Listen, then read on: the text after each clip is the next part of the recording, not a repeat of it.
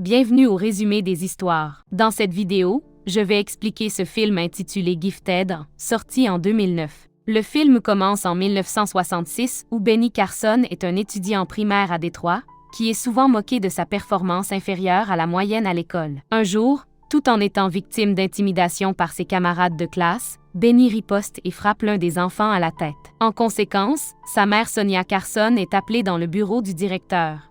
Après avoir quitté le bureau, Ben se plaint d'être stupide, mais Sonia dit qu'il est un garçon intelligent qui peut faire beaucoup mieux s'il travaille plus dur. Sonia s'inquiète cependant de son avenir, pensant qu'il n'excelle pas dans ses études, il pourrait finir par faire des petits boulots. Quelque chose qu'elle ne veut pas pour ses fils Ben et Curtis. Tout en aidant Ben avec ses études, Sonia se rend compte qu'il a du mal à voir et arrange une paire de lunettes pour lui, ce qui l'aide à améliorer ses notes. Ben se plaint souvent de ne pas avoir assez d'intelligence comme ses collègues élèves, mais Sonia l'encourage toujours à se concentrer sur ses études. Un jour, Ben assiste au service religieux du dimanche et le pasteur partage l'histoire d'un médecin missionnaire qui traiterait des patients pauvres malgré les menaces de mort du roi. Cette histoire le déplace et Ben décide de devenir lui-même un médecin missionnaire. Pendant ce temps, Sonia, qui est souvent déprimée en réfléchissant à son mari, rend visite à un psychiatre et partage l'histoire de la hausse à foster care avant d'épouser Carson à l'âge de 13 ans. Premier mariage et un autre enfant. Bien qu'elle ait essayé de faire des compromis, les choses sont devenues trop difficiles finalement menant à leur divorce. Elle nettoie et garde maintenant pour couvrir les dépenses de sa famille. Sonia révèle également qu'elle est analphabète et craint que ses fils ne finissent par se retrouver. Après avoir appris ses tendances suicidaires, le médecin lui suggère de passer du temps à l'hôpital.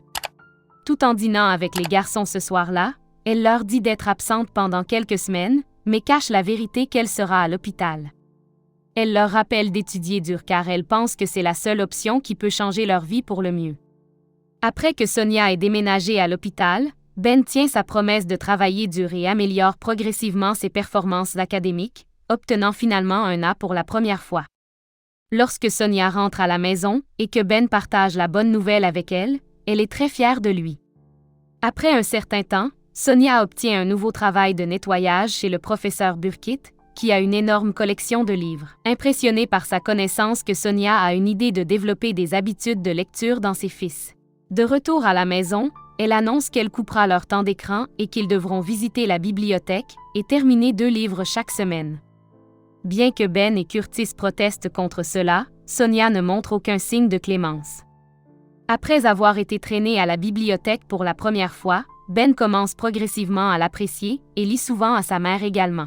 Alors qu'il lit des livres sur différents sujets, il améliore ses connaissances qui l'aident également dans ses études. Son passe-temps nouvellement découvert ne surprend pas seulement ses camarades de classe, mais aussi ses professeurs. Ben impressionne son professeur de connaissances sur les roches qui lui montre ensuite des spécimens au microscope et lui présente un tout nouveau monde. Avec le temps, Ben excelle dans ses études tandis que Sonia commence à prendre des cours de lecture du professeur Burkitt. Après avoir poursuivi une passion pour la lecture, Ben et son frère ont une poignée de connaissances sur différents sujets qui les aident à répondre correctement à différentes questions dans les programmes de quiz, ce qui leur fait réaliser l'importance de la lecture. Ben, maintenant en 8e année, obtient le prix le plus réalisé prouvant qu'il peut faire tout ce qu'il veut. Bien qu'il jouisse de sa récompense, la situation devient intense lors de la cérémonie après que son professeur discrimine contre lui en raison de la couleur de sa peau. L'incident fait que Sonia utilise son argent pour déplacer ses fils à Chicago. Maintenant au lycée de Chicago, Ben fait à nouveau face à la moquerie en raison de ses anciens vêtements. Il en demande de nouveau de Sonia mais il ne lui reste plus d'argent. Le lendemain à l'école, Ben résiste à un tyran, Carl qui se lie d'amitié avec lui après avoir été impressionné par son courage. Cette nouvelle amitié mène cependant Ben en mauvaise compagnie alors que Carl lui achète un couteau. Après être rentré à la maison, Ben trouve que Sonia a organisé de nouveaux vêtements pour lui, mais il ne les aime pas du tout et commence à penser à utiliser son couteau. Le lendemain matin, Ben refuse de porter les nouveaux vêtements et se dispute avec sa mère dans laquelle il essaie de l'attaquer avec un marteau, mais Curtis intervient et l'arrête. L'humeur de Ben s'aggrave avec le temps et il se bat avec Carl, le poignardant à l'estomac. Bien que Carl survive, l'incident choque Ben. Après s'être précipité chez lui, Ben se rend compte que son tempérament pourrait lui causer de sérieux ennuis un jour. Alors il prie Dieu tout en essayant de se calmer. 4 ans plus tard, Ben est maintenant inscrit à l'université de Yale où il participe à différentes activités tout en étudiant la médecine. Alors qu'il assiste à des conférences, il est intrigué par le fonctionnement miraculeux du cerveau humain et décide qu'il veut être chirurgien du cerveau. Lorsqu'il partage ses projets avec Sonia, elle l'encourage à poursuivre sa passion en lui rappelant qu'il est capable de faire tout ce qu'il veut. Bien que Ben soit entré à Yale grâce à une bourse, il a du mal à maintenir ses notes. Lorsqu'il discute de la situation avec sa petite amie, Candy, elle lui conseille d'utiliser sa force dans la lecture au lieu de se concentrer sur les conférences. Ben adore son idée et consacre son temps à comprendre les concepts de la chimie en lisant des livres et des notes à la place. Après des mois de travail acharné, Ben passe l'examen et obtient un A, qu'il dédie à Candy et lui demande de l'épouser. Après avoir obtenu son diplôme, Ben se présente à une entrevue pour les résidents en chirurgie à Johns Hopkins et étonne le médecin avec ses connaissances et sa passion, s'assurant un placement dans l'hôpital de ses rêves. Ben commence sa carrière professionnelle dans le but d'aider les personnes dans le besoin et il aime son travail. Un jour, un patient grièvement blessé est amené à l'hôpital, mais sans aucun des neurochirurgiens seniors en service, Ben décide à contre-cœur d'effectuer lui-même l'opération. Après une opération réussie, il est appelé dans le cabinet du médecin, qui n'est pas content que Ben aille à l'encontre du protocole, mais l'admire pour avoir pris une décision désintéressée pour sauver une vie humaine au lieu de se soucier de son travail.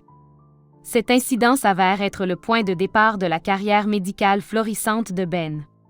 En 1985, Ben est devenu le chef de la neurochirurgie pédiatrique à Johns Hopkins et gère avec succès des cas apparemment impossibles tout en profitant d'une vie conjugale heureuse avec des bonbons.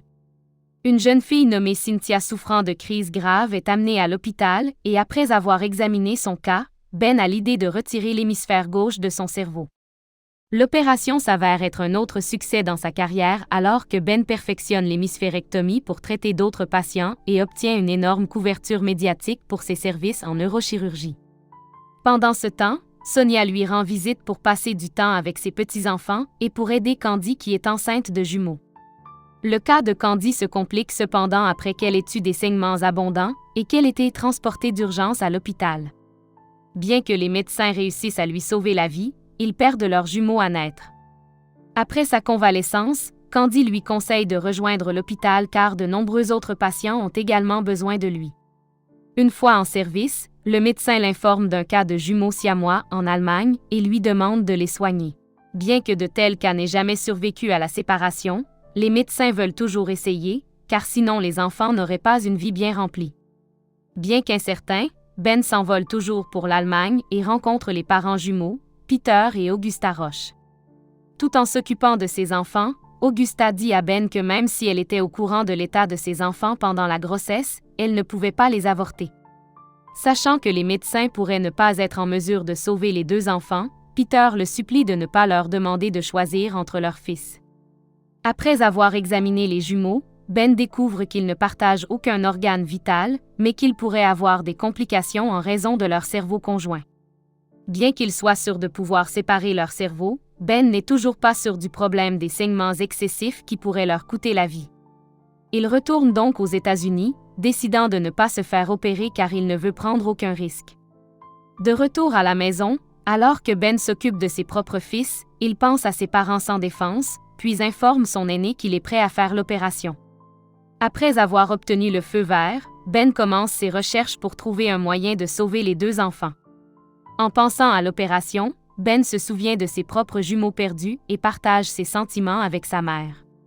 Sonia l'exhorte à poursuivre l'opération, sinon il regrette de ne pas avoir essayé. Elle lui rappelle une fois de plus qu'il est capable de tout faire tant qu'il voit au-delà de sa vision. Ben décide d'aller de l'avant avec la chirurgie et rassemble une équipe de neurochirurgiens, chirurgiens plasticiens, anesthésistes et chirurgiens cardiovasculaires, leur demandant de répéter chaque étape de l'opération. Après les préparatifs initiaux, il invite Peter et Augusta et leur fils à Johns Hopkins pour l'opération. Expliquant la procédure aux parents, Ben dit qu'ils devront arrêter le cœur de l'enfant pendant l'opération afin qu'il ne perde pas de sang, pendant que les médecins reconstruisent leurs veines après la séparation. Le 5 septembre 1987, l'équipe commence cette première intervention chirurgicale du genre pour séparer des jumeaux siamois. Après 21 heures éprouvantes pour les nerfs, Ben réussit à sauver les deux enfants et partage la bonne nouvelle avec leurs parents qui sont dépassés. Alors que tout le monde l'admire, Ben remercie sa mère et sa femme d'avoir cru en lui et partage ses réalisations avec les médias. On nous dit à la fin du film que les jumeaux survivent et sont ramenés en Allemagne où ils sont toujours en vie aujourd'hui. Ben a ensuite effectué diverses autres interventions chirurgicales réussies sur des jumeaux conjoints, et c'est grâce à ses efforts de pionnier que l'hémisphérectomie est une procédure largement acceptée pour traiter les convulsions. Outre sa carrière médicale triomphale, Ben et Candy ont également fondé le fonds de bourse Carson pour récompenser l'excellence académique d'étudiants méritants. Merci d'avoir regardé ce résumé.